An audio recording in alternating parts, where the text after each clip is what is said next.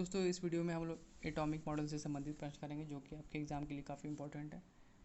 Cathode किरण का प्रयोग पहली बार किसके द्वारा किया गया था? तो आपका राइट आंसर हो जाएगा option number C, J Thomson के द्वारा। चलिए आगे देखेंगे।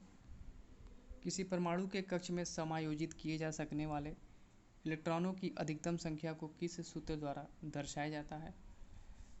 तो दोस्तों बोरबरी स्कीम के अनुसार किसी परमाणु की विभिन्न कक्षाओं में चक्कर लगाने वाले इलेक्ट्रॉनों की अधिकतम संख्या 2n² होती है, जहाँ पे n जो है कक्षों की संख्या है।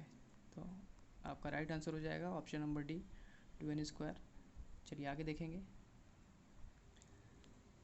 रदरफोर्ड परमाणु मॉडल में अल्फा कण पर प्रक्षेपित किए जाते हैं। तो रदरफोर्ड परमाणु मॉडल में जो अल्फा कण है वो स्वर्ण पर प्रक्षेपित किए जाते हैं। ये आपका राइट आंसर हो जाएगा। सन 1911 में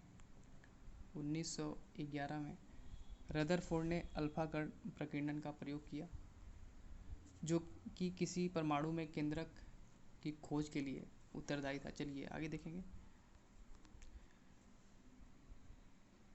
बोर के एटम के मॉडल की अवधारणा के अनुसार क्या होता है जब एक इलेक्ट्रॉन ऊर्जा के फोटॉन को अवशोषित करता है? तो दोस्तों बोर के एटम मॉडल की अवधारणा के अनुसार जब एक इलेक्ट्रॉन ऊर्जा के फोटॉन को अवशोषित करता है तब वह उत्तेजित होकर अगले बाहरी कक्षा में चला जाता है। तो आपका राइट आंसर हो जाएगा ऑप्शन नंबर डी। और जब एक इलेक्ट्रॉन ऊर्जा के फोटॉन को उत्सर्जित करता है तो वह बाह्य कक्षा से भीतरी कक्षा में जाता है। चलिए आगे देखेंगे।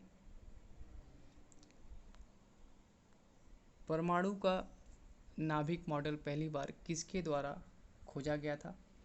तो आपका राइट आंसर हो जाएगा option number A, Ernest Rutherford के द्वारा। ये भी ग्रुप डी में क्वेश्चन पूछा गया है।